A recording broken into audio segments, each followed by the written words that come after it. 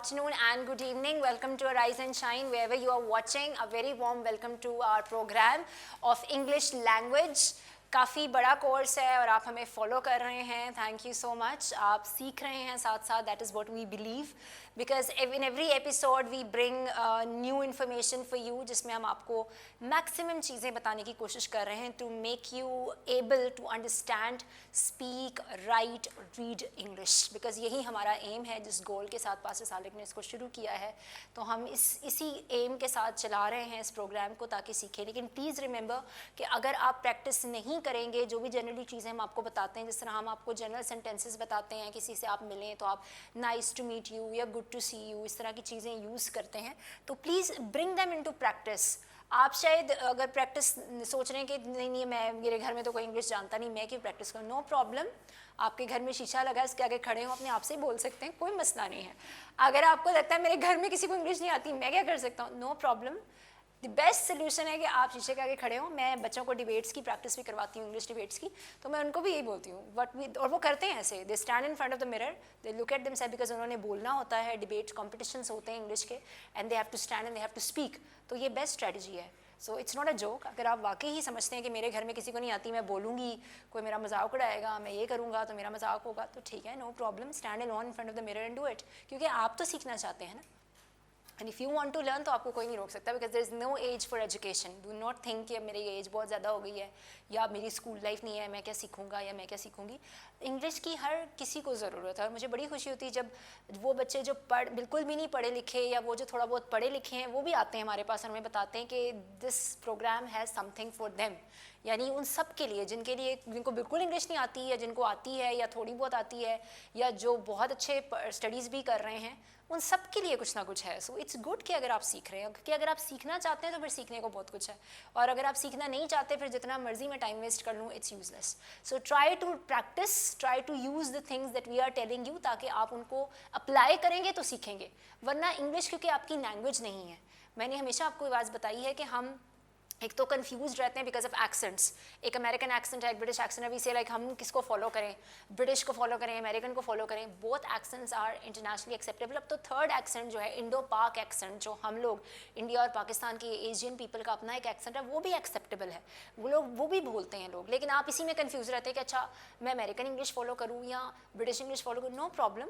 आप जब रेगुलरली, मैंने आपको बड़ी दफ़ा एपिसोड्स में भी बात बताई है कि रेगुलरली जब इंग्लिश को प्रैक्टिस में लेकर आएंगे, तो ऑटोमेटिकली आप फॉलो करते जाएंगे एक्सेंट को. क्योंकि mostly I teach to O level students. हम ब्रिटिश एक्सेंट पे बच्चों को ज़्यादा एम्फेसिस देते हैं कि आप वो सीखें, because O level is a British course. तो ब्रिटिश इज़ वो लैंग्वेज है जिससे इंग्लिश ओरिजिन हुआ था इंग्लिश का. अमेरिकन इंग्लिश भी गलत नहीं है, आप जो भी बोलेंगे इट्स फाइन.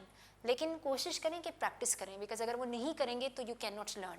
लर्निंग होती ही ऐसे अगर आप प्रैक्टिस करें. ओके, हमने क्लोजेस ख़त्म किए थे और मैंने आपको दो चीज़ें बताई थी, dependent clause and independent clause. वो कौन सी दो चीज़ें हैं जिनको मिलाकर एक क्लॉज बनता है.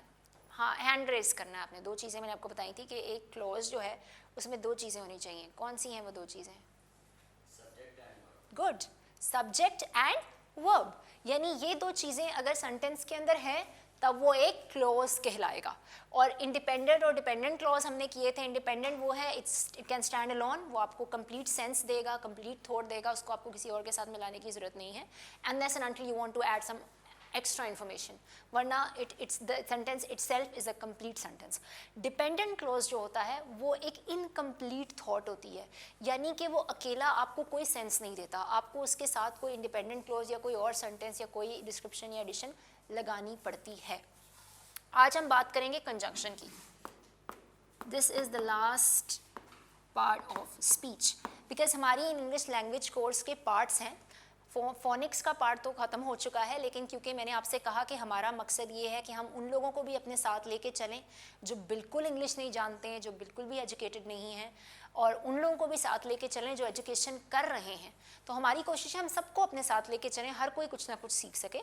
पहला हमारा पार्ट था phonics, we are done with it. अब दूसरा पार्ट था हमारा, जो पोर्शन था हमारी इंग्लिश लैंग्वेज कोर्स का, that was parts of speech. वो उसका लास्ट हम आज करेंगे hopefully. within 1 or 2 episode we'll finish it.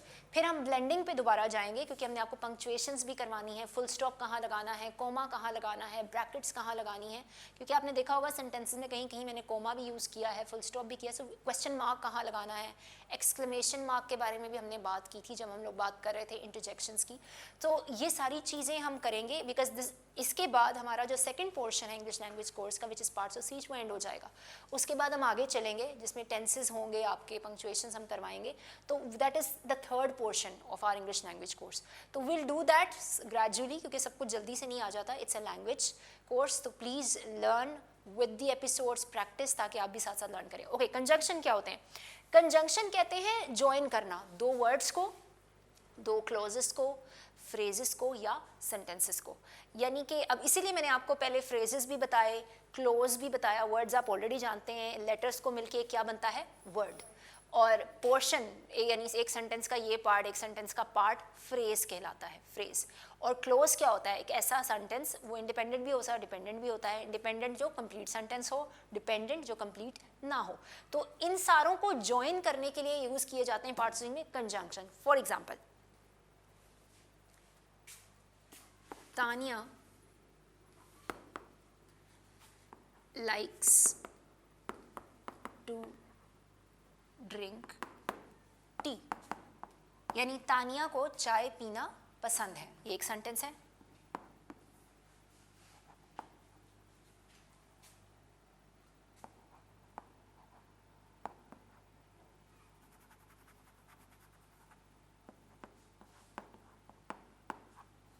अब ये भी तानिया के बारे में है, लेकिन इसमें मैं क्या बता रही हूँ कि तानिया हेट्स कॉफ़ी, यानी तानिया को कॉफ़ी से नफ़रत है. ठीक है, तो चाय उसे पसंद है, उसको चाय पीना पसंद है, लेकिन कॉफ़ी से उसे नफ़रत है. अब मैंने उर्दू में लेकिन का वर्ड यूज़ किया है और यहाँ इंग्लिश में मैंने लिखा Tania likes to drink tea, Tania hates tea. अगर मैं इन दोनों सेंटेंसेस को ज्वाइन करूँ तो कैसे करूँगी? मैं इनके दरमियान लगाऊंगी but. Tania likes to drink tea but Tania hates coffee, यानी तानिया को चाय तो पीना पसंद है मगर उसे कॉफ़ी से नफ़रत है. ठीक है, तो बट का जो वर्ड मैंने यूज़ किया है, this is what? This is a conjunction. क्योंकि मैं आपको इंट्रोडक्शन दे रही हूँ व्हाट इज़ अ कंजंक्शन, तो मेरा बताने का मकसद ये है कि कंजंक्शन कैसे इंग्लिश में, कॉन्टेक्स्ट में, स्पीकिंग में, राइटिंग में आप कैसे यूज़ कर सकते हैं इसको. क्योंकि कॉन्टेक्स्ट क्या करता है? दो वर्ड्स को भी ज्वाइन कर सकता है, जैसे बॉय और गर्ल, लड़का या लड़की. यहाँ दो वर्ड्स हैं. Yes Hareem? Oh thank you. वैसे अच्छा आपने बता दिया कि यहाँ आई नहीं लगा. आप तानिया में आई लगा भी सकते हैं और नहीं भी लगा सकते. कुछ नेम में आई लगाया जाता है, कुछ में नहीं लगाया जाता. So no problem, but thank you for telling. ऐसा कुछ हो तो प्लीज़ बता दिया करें, क्योंकि मोस्टली ऐसा होता है एपिसोड्स में कि I am writing so many things on the board और मैं आपको वो इन्फॉर्मेशन देना चाह रही होती, तो कभी कभी ऐसा होगा जिस तरह यहाँ एन है तो मैं एन मिस कर जाऊँगी. ऑल्दो मैं बोल रही हूँगी कंजंक्शन, तो ऐसा कभी होता है कि ऐसा कुछ हो जाए. तो प्लीज़ डू नॉट थिंक कि मिस बड़ी फारिग है, उनको पढ़ाना नहीं आता या उनको आती नहीं है इंग्लिश. This happen sometimes. यानी जिस तरह यहाँ लाइक्स है तो मैं जल्दी जल्दी में एस स्किप कर जाऊँगी. तो आप मुझे बता भी सकते हैं, मेरे students are very good, they tell me sometimes कि मिस आपने यहाँ ये स्किप कर दिया है. So this is the reason. ये आपको इसलिए बता रही हूँ कि रेयरली ऐसा कभी होता है कि जिस तरह मैंने कोई वर्ड लिखा है तो उसमें कोई एक चीज़ जल्दी जल्दी में लिख रहे थे तो वो मैं लिखना भूल गई. ओके, हम जो कॉन्सेप्ट आपको दे, बट डोंट वरी, जो हम आपको सिखा रहे हैं हम कंप्लीट कॉन्सेप्ट सिखाएंगे, आपको कोई मसला नहीं होने देंगे.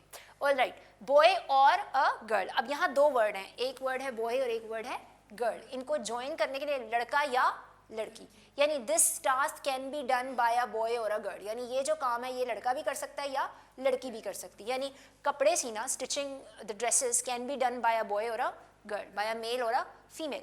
तो मेल और फीमेल, बॉय और अ गर्ल. अब और क्या है? और इज अगेन अ कंजंक्शन. मैं सिर्फ सी का इनिशियल यूज करूंगी यहाँ पे, because I can not right a big word, ये थोड़ा बड़ा वर्ड है तो मैं सिर्फ सी लिखूंगी वहाँ पे. ठीक है, सो गेट दैट कि मैं कंजंक्शन की बात करी. अब मैंने दो वर्ड्स को ज्वाइन करने के लिए किया. कंजंक्शन का मतलब ये है कि आप सेंटेंसेस हों दो, उनको ज्वाइन कर सकते हैं, वर्ड्स को ज्वाइन कर सकते हैं, क्लॉजेस को ज्वाइन कर सकते हैं या फ्रेजेस को ज्वाइन कर सकते हैं. उनको ज्वाइन करना, उनकी जो ज्वाइनिंग है वो कंजंक्शन से की जाती है. यहाँ मैंने बट लगाया था, राइट, और यहाँ मैंने क्या लगाया? और. तो और, बट या एंड. चलो एंड के साथ कोई सेंटेंस करते हैं. I like to go to zoo and I also like to go to park. यानी मुझे जू जाना पसंद है और मुझे पार्क में जाना भी पसंद है। तो अब मैंने दो देख, चले मैं इसी सेंटेंस को लिखती हूँ ताकि आपको ज़्यादा क्लियर हो जाए, लिख कर कराते हैं आपको।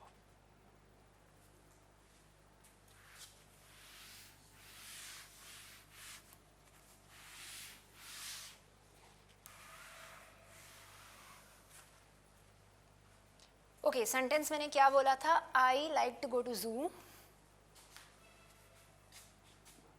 आई like to go to zoo, यानी जू में क्या होते हैं एनिमल्स, तो लाइक मुझे जू जाना पसंद है। आई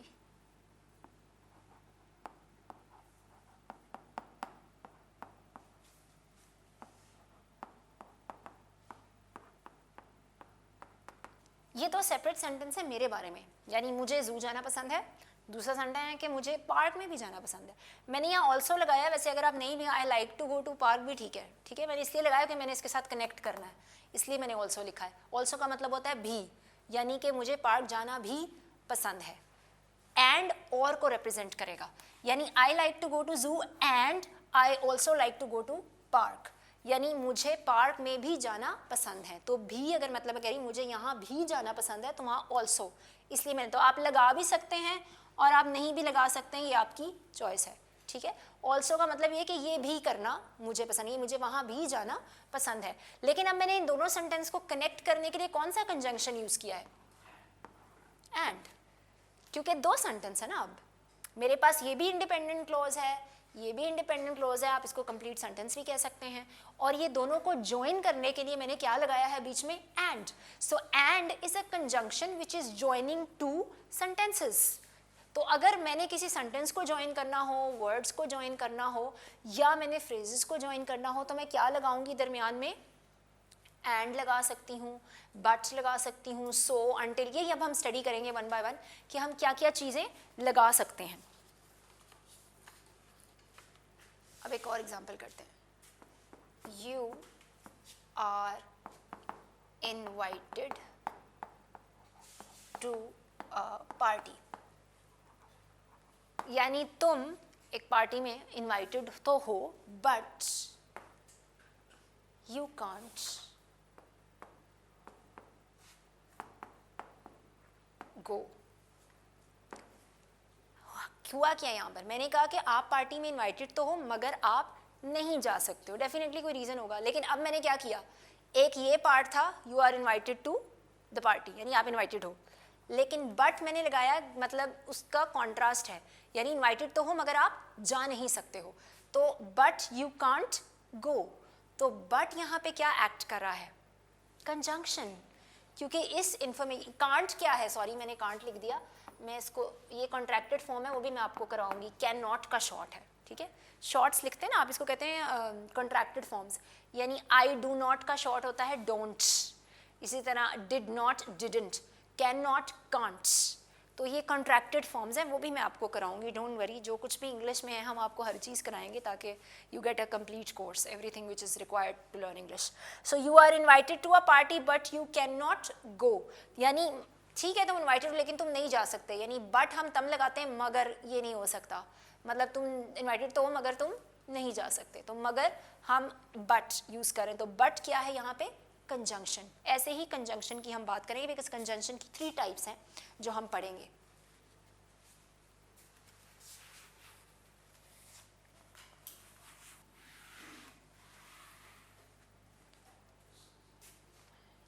ओके, पहले मैं एक और एग्जांपल भी बता दूं आपको। You can go to a picnic if you finish your homework, यानी तुम पिकनिक पर जा सकते हो, ठीक है, मगर अगर तुम, अगर यहाँ मगर नहीं है, अगर, इफ का मतलब होता है अगर तुमने अपना होमवर्क खत्म किया तो, यानी उर्दू में अगर आप ये कहना चाहते हैं किसी को कि ठीक है जी मैंने पिकनिक में, you can go to a picnic, आप लगा सकते हैं। अगर स्पेसिफिक जगह है कोई जहाँ जाना है तो आप द भी लगा सकते हैं। We have already done articles, उसमें हमने एंड द की बात की थी। द स्पेसिफिक करने के लिए, नहीं कोई ख़ास पिकनिक है जिसको पहले आप मेंशन कर चुके हैं तो आप द का वर्ड यूज़ करेंगे, द आर्टिकल द। या अगर आप फर्स्ट टाइम मेंशन करेंगे, मैंने फर्स्ट टाइम लिखा था इसलिए मैंने लिखा, लेकिन अगर पीछे कोई कॉन्वर्सेशन चल रही है जहाँ पिकनिक मेंशन हो चुका है then you will say the. Okay, you can go to the picnic if you भी लगा सकते हैं, the भी depending on what is the sense of the picnic word, whether you want to use or the. You can go to a picnic if you finish, ये slash का मतलब होता है या ये या द, ठीक है। स्लैश जब आप लगाते हैं या द, ठीक है, या जिस तरह आप लिखते हैं ना तो वो स्लैश के साथ लिखा है मैंने इसलिए। Okay, you can go to a picnic, आप पिकनिक पर जा सकते हो अगर यू फिनिश योर वर्क। तो इफ किसको रिप्रेजेंट करता है? अगर को, यानी अगर तुम ये करोगे तो आप, यानी कंडीशन है, यानी you can go but you have to do this, या इफ यू डू दिस। तो इफ रिप्रेजेंट कर रहा है किसको? एक कंडीशन को, यानी आपने वहाँ जाना तो है ठीक है, मगर उसके लिए आपको ये कंडीशन मीट करनी पड़ेगी, और वो कंडीशन क्या है? अपना होमवर्क ख़त्म करना पड़ेगा, ठीक है।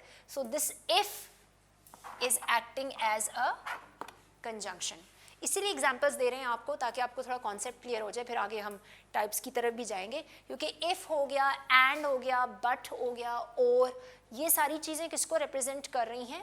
कंजंक्शन को। Because conjunction parts of speech में यूज़ होता है जिसमें आप सेंटेंसेस को, वर्ड्स को, क्लॉजेस को या फ्रेजेस को कनेक्ट, इनको ज्वाइन करते हैं, और ज्वाइन करने के लिए आप लगाते हैं कंजंक्शंस। बड़ी दफ़ा आप कहते हैं ना, अच्छा फिर क्या होगा अगर मैं वहाँ ना जाऊँ, ठीक है, आप इस तरह उर्दू में वर्ड बोलते हो, उसको इंग्लिश में बोल देते हैं what if I won't go there. फिर लोग व्हाट इफ़ इंग्लिश में कहा जाता है, यानी अगर आप ये कहना उर्दू में कहना चाह रहे हैं ना किसी को कि चलो ठीक है तुम वहाँ चली जाओ, लेकिन अगर मैं वहाँ ना जाऊँ तो क्या होगा अगर मैं ना जाऊँ तो अगर आप इसको उर्दू में ऐसे बोलते हैं तो इंग्लिश में इसको कहते हैं what if I won't go there, what if तब बोला जाता है। ये इंग्लिश लैंग्वेज में व्हाट इफ़ तब इस्तेमाल होता है। What if they want listen to me, ठीक है मैं जाके उनसे बात करूँ और अगर वो मेरी बात ही ना सुने फिर क्या? तो what if they want listen to me, तो व्हाट इफ़ इस तरह से भी यूज़ किया जाता है इंग्लिश में। यहाँ तो मैंने खैर व्हाट नहीं लगाया, मैं जनरली लैंग्वेज की बात करेंगे व्हाट इफ़ कैसे यूज़ किया जाता है।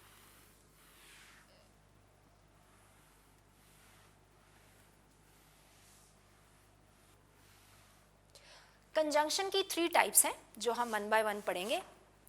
Coordinating conjunction,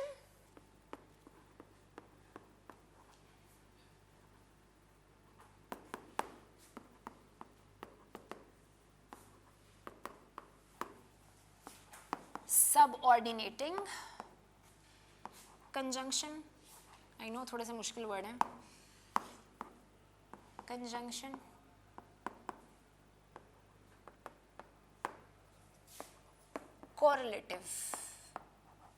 correlative conjunction. This is what we are going to study 1 by 1 because conjunction की 3 types हमने पढ़नी है, coordinating, subordinating and correlative.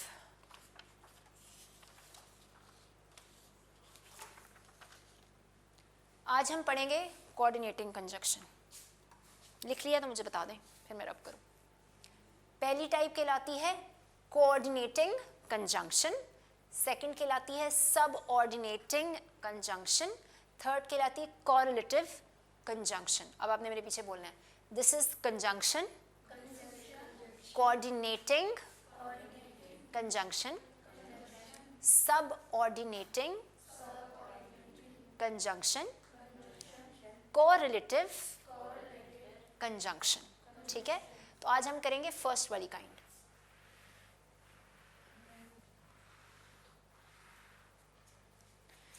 किसी कोऑर्डिनेटर का क्या काम होता है? कहते हैं ना स्कूल की ये कोऑर्डिनेटर हैं या इस जगह का ये कोऑर्डिनेटर है। क्या समझ आता है इस वर्ड कोऑर्डिनेटर से? यानी वो आपके और उस ऑर्गेनाइजेशन के दरमियान एक लिंक, ठीक है, वो कोई बाहर से आता है वो उसको उस ऑर्गेनाइजेशन के बारे में बताता है। जिस तरह स्कूल में कोऑर्डिनेटर्स होते हैं, बाहर से जो लोग आ रहे होते हैं वो उनको मिलते हैं, वो स्कूल के बारे में बताते हैं कि जी यहाँ पे इतना एडमिशन फ़ी है, ये ऐसे है वो ऐसे। तो दे आर कोऑर्डिनेटिंग, जो लोग आ रहे हैं एडमिशन के लिए उनको किससे करवा रहे हैं? स्कूल के साथ। वैसे कोऑर्डिनेशन का मतलब क्या है? अ लिंक, यानी मैं आपसे कहती हूँ उसके साथ मिलकर ये काम करना, और मैं आपको कोई प्रोजेक्ट देती हूँ, ठीक है, I give you some task to do, और मैं कहती हूँ अच्छा इस ग्रुप ने ये पूरा काम ये है, इस ग्रुप ने ये वाला काम करना है, इस पूरे प्रोजेक्ट को कंप्लीट करने के लिए ये हिस्सा इनका है, ये पार्ट ये करेंगे और ये पार्ट ये करेंगे, ठीक है। और फिर मैं इनसे कहूँगी आपस में कोऑर्डिनेट कर लेना। What is the meaning? यानी आपस में एक दूसरे से बात कर लेना, मिलकर ये काम करना। तो क्या मतलब हुआ? लिंक, यानी stay connected whatever work you are doing and talk with each other whatever task you are given. क्योंकि मैंने एक टास्क दिया है इस ग्रुप को, मैंने कहा इस टास्क में यानी इस काम में आपने ये वाला पार्ट करना है, इस ग्रुप ने ये वाला पार्ट करना है, लेकिन आपस में कोऑर्डिनेट कर लें। That means stay connected. तो कोऑर्डिनेटिंग कंजंक्शन क्या है? कनेक्शन क्रिएट कर रहा है, किसके दरमियान? फ्रेजेस और इंडिपेंडेंट क्लोजेस के दरमियान।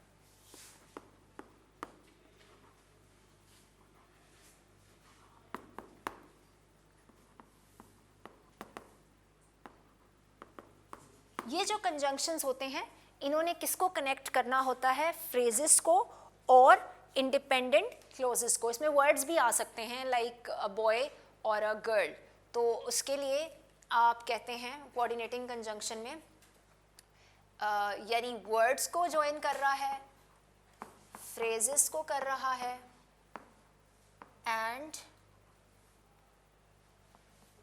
इंडिपेंडेंट क्लोजेस को।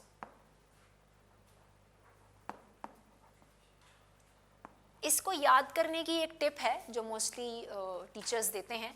आपको याद रखना है कि कोऑर्डिनेटिंग कंजंक्शन कौन से है, तो इसके लिए ये वर्ड याद करें। It's an acronym. अगर आपको याद हो तो मैंने एक्रोनिम और एब्रीविएशन बताई थी आपको। फैन बॉयज, ये किसी बैंड का नाम नहीं है, मैं आपको बताती हूँ क्या है। F stands for 4। ये कंजंक्शंस हैं। सिखाने के लिए छोटी सी टिप होती है जो टीचर्स देते हैं आपको। So since I am your teacher, I am giving you a tip also. यही हम टिप देते हैं टीचर्स इंग्लिश के कि अगर आपको याद करना है कि कोऑर्डिनेटिंग कंजंक्शंस कौन से हैं तो ये एक्रोनिम याद कर लें। This is an acronym. अब ये क्या एब्रीविएशन है वो भी बताती हूँ आपको। F stands for 4, A and, N nor, but, और, येट एंड सो। ये सारे जो कंजंक्शंस हैं ये कहलाते हैं कोऑर्डिनेटिंग कंजंक्शन। यानी आपको जल्दी से सारे तो याद नहीं होने वाले, तो आपको ये वर्ड ज़रूर याद रह सकता है, ये एक्रोनिम फैन बॉयज़, ठीक है। अगर आप कहें कौन सा बैंड है, कहना ये कोऑर्डिनेटिंग कंजंक्शन का बैंड है, ओके। तो आप इस तरह से याद रख सकते हैं। और इसके अंदर मतलब F stand for 4, and, nor, but, और, येट एंड सो, यानी हर एक लेटर एक कंजंक्शन को रिप्रेजेंट करता है। तो इसीलिए आपको ये बताया है कि आप इनको लर्न करने के लिए आप ये एक्रोनिम याद रखें, क्योंकि ये अब हम एक एक करके सेंटेंसेस में लगाएंगे और साथ में आपको मीनिंग भी बताऊंगी कि कैसे आप इसको अप्लाई कर सकते हैं इन सेंटेंसेस, जिससे आपको थोड़े बहुत तो हमने किए ही हैं, जिस तरह हमने एंड और बट को यूज़ किया था, और भी हमने यूज़ किया है पीछे जो मैं आपको एग्जांपल्स दे रही थी, क्योंकि वो तो जनरली मैं आपको इंट्रोडक्शन दे रही थी, but now we are going to apply them separately. Time हमारे पास थोड़ा है बिकॉज हम एंड में हमेशा आपको कुछ छोटी सी चीज़ें बताते हैं। कभी बाइबल बुक से हमने शुरू किया था, देन वी डिड 10 कमांडमेंट्स। अब हम आपको लॉर्ड्स प्रेयर सिखाना चाहते हैं। आई नो अब टाइम हमारे पास थोड़ा है तो ज़्यादा तो नहीं करेंगे, but we just start with it. पहले आप ये लिख लें, then I will go to that. क्योंकि लॉर्ड्स प्रेयर कहते हैं इंग्लिश में, जो आप आए हमारे बाप बोलते हैं दुआए रुबानी, उसको इंग्लिश में लॉर्ड्स प्रेयर कहा जाता है। तो हम वो आपको सिंपल इंग्लिश, क्योंकि किंग जेम्स वर्जन में दाए, दाओ, दी वाले वर्ड यूज़ होते हैं, हम वो यूज़ नहीं करेंगे, हम आपको सिंपल इंग्लिश में करवाएंगे ताकि आपके लिए लर्निंग ईजी हो।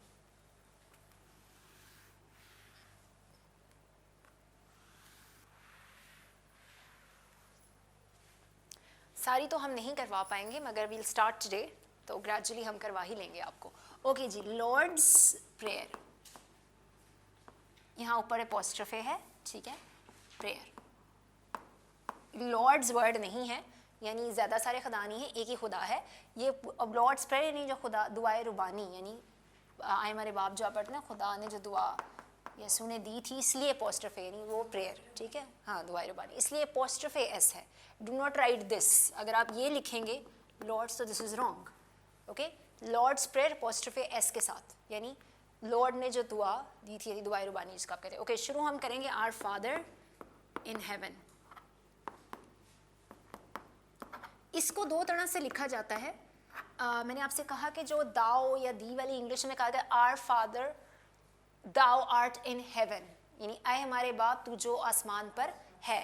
दाउ आर्ट इन हेवन, मैंने आपसे कहा ना thou and thee is little difficult. अगर आप ये पूरा वाला पार्ट जो है आए हमारे बाप तू जो आसमान पर है, उसको आप बोल सकते हैं आवर फादर इन हेवन, ठीक है। उसको शॉर्ट करके सिंपल अगर बोलना चाहें तो ऐसे ऐसे बोला जाता है, लोग पढ़ते हैं आए हमारे बाप बाहर। तो our father in heaven, hallowed be your name, तेरा नाम हैलोड बी योर, तेरा नाम पाक माना जाए। कहीं कहीं यहाँ पर हैलोड बी दाय नेम, मगर ये है ज़रा थोड़ी सी ओल्ड इंग्लिश जो किंग जेम्स वर्जन में यूज़ होती थी, हैलोड बी दाय नेम। तो मैं नहीं सजेस्ट करूँगी आप ये वाला करें, आप सिंपल इंग्लिश करें, पर मैं इसलिए बता रही हूँ कि कुछ लोगों को शायद ये पता हो कि दाए दाओ एंड दी यूज़ होता है, इसलिए आप सिर्फ इतना ही करें, आवर फादर इन हेवन, यानी आए हमारे बाप जो आसमान पर है, वो इतने ही सेंटेंस में कंप्लीट हो गया meaning. So our father in heaven, तेरा नाम पाक माना जाए, hallowed be your name,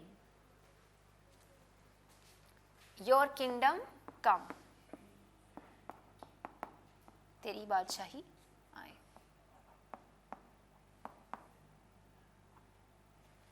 our father in heaven, hallowed be your name, your kingdom come, यानी आए हमारे बाप तू जो आसमान पर है, तेरा नाम पाक माना जाए, तेरी बादशाही आए। We'll stop here because time is up. Next time हम यहीं से कंटिन्यू करेंगे, like I said because it's a prayer, तो वो एक ही एपिसोड में तो नहीं हो सकती ख़त्म।